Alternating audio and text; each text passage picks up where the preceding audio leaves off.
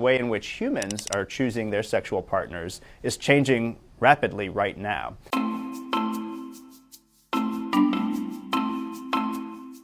In most species that we know of that reproduce sexually, the way that they choose their sexual partners has really big influence on their evolution. So the ways in which people are finding potential romantic partners has undergone this revolution just in the last 10, 20 years. So for example, online dating or the use of dating apps to find potential romantic partners might actually be affecting our evolution today. And in some ways that might be affecting us in ways that are different for men than for women.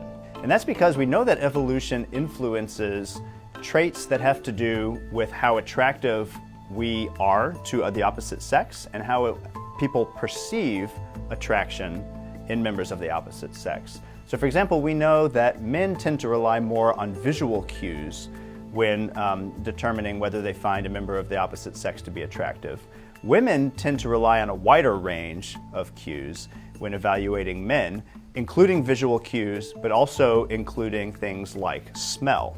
Women are able to use smell in order to determine how closely or distantly related a man is to her. Smell cues are not readily accessible through the internet or through apps, and so it might be hard for women to use the cues that they have evolved in order to make sort of evolutionarily informed mate choices. And so it might be that online dating is working more to the evolutionary advantage of men than it is of women.